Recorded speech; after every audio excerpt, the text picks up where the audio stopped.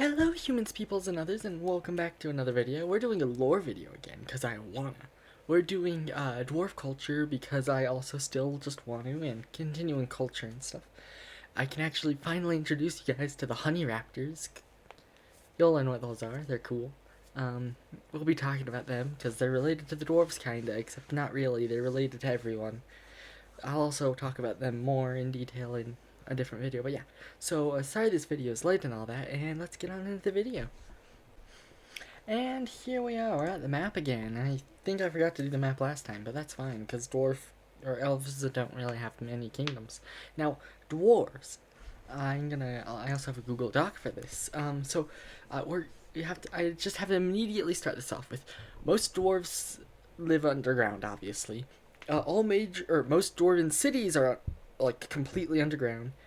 And the ones that aren't are on cliff faces or in ravines and stuff. So, the ones you would be able to see on the surface on this map would probably be just like in mountain ranges here, or just along sheer cliffs, probably in this area, or very much here. Lots of dwarves would live there, and yeah.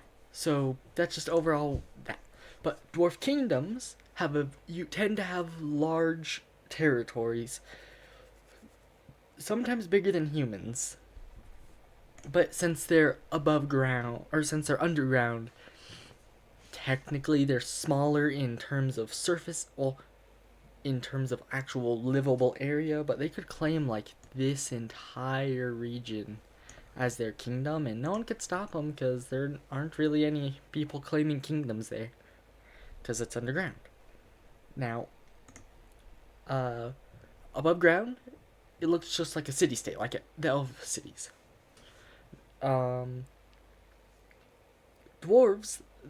are actually also very accepting of most cultures. They accept pretty much anyone except dark dwarves and dark elves. We'll go over dark dwarves later. They're a subrace for this.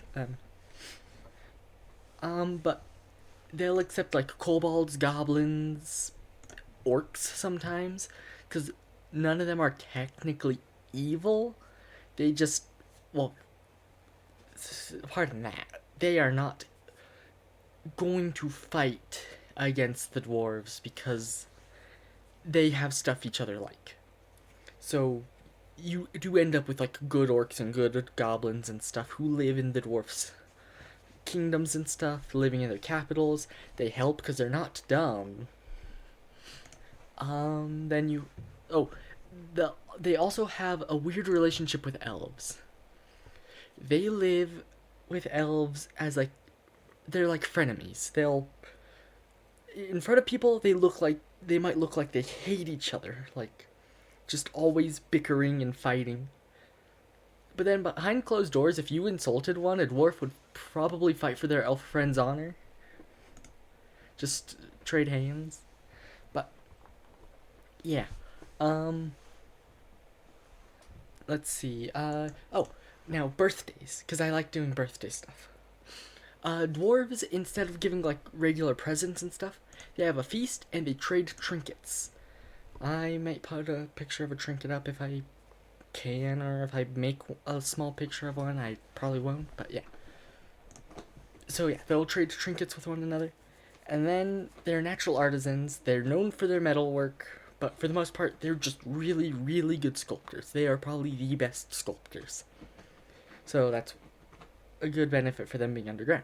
Now, they have a deep connection with the mana of like the earth and like roots of plants and stuff, so it's not uncommon to see dwarven druids. It's actually probably one of the more common ones you'd see in mountain ranges. And now, for like their structure and stuff, they live in tight-knit found family-ish groups. So it's like, blood relatives to them don't technically mean much other than like family names sometimes. But you end up with stuff like, you might have a dwarf who considers their elf friend their family, their like goblin friends their family, stuff like that. If they're an adventurer, they might consider their adventuring party their family.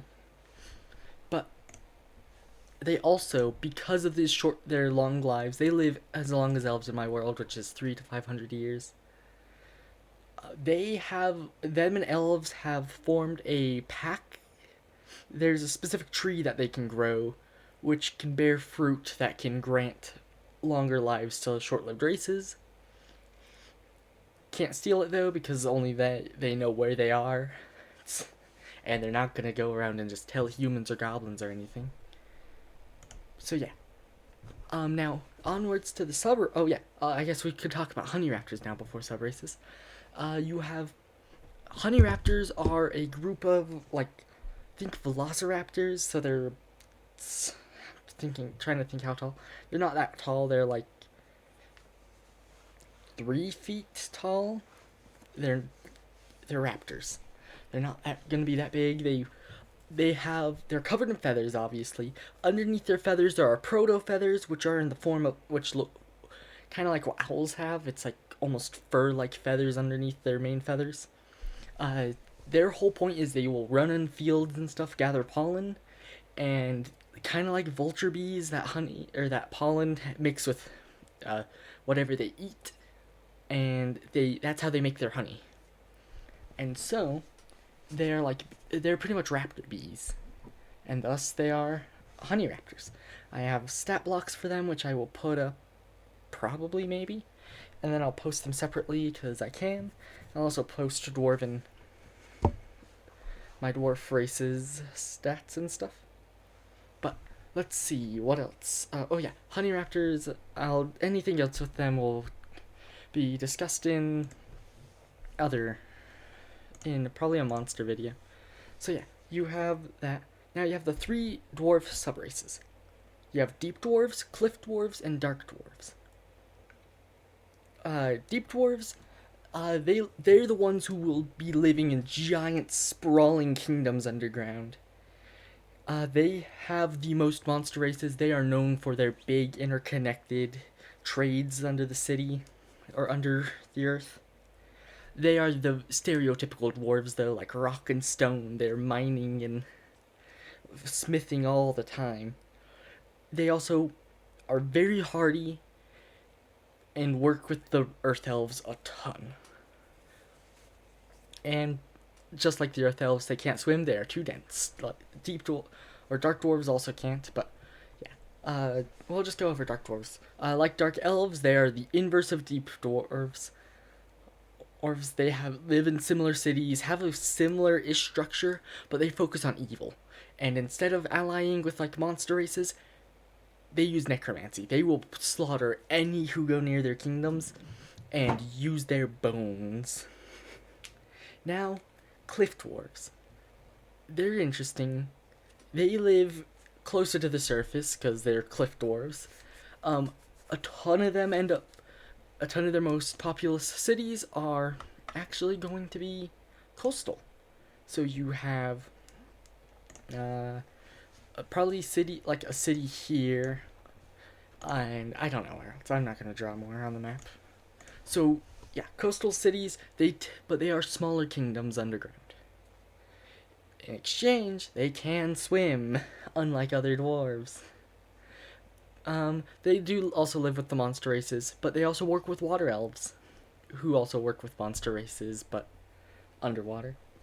So yeah, I guess that's just overall dwarf culture. Oh, I should mention, a ton of inland cities, like here, they have like fresh fish and stuff, even if they aren't like fresh ocean fish, because cliff dwarves have canals that run underwater, or under the ground, so they can ship fish from place to place, make it fresh for everyone. Because, they can. Oh, I should also mention, all dwarves will hold a grudge. Except against most elves, because to elves it's like, oh, we're gonna prank you back now, or something like that, I guess. So yeah, I believe that is actually all for dwarves. I probably speed ran through that, so sorry about that. But yeah, I guess onwards into the outro. This video is probably shorter than normal. I've been busy and I probably rushed right through that. If you can barely understand me, sorry. I will actually have put in like pictures of stats and stuff though, maybe. At least for the Honey Raptors, which I will discuss in a future video and show the stats again. So yeah, Um, hope you enjoyed. Like, comment, whatever you want. Comment what kind of dinosaur you want to see me make a fantasy version of, I guess. Or ideas for more types of raptors. I have a ton of them already, and I would love to make more dinosaurs for my world. Cause yeah, subscribe if you want. I don't know if I've said that already, but yeah. Hope you enjoyed, and goodbye.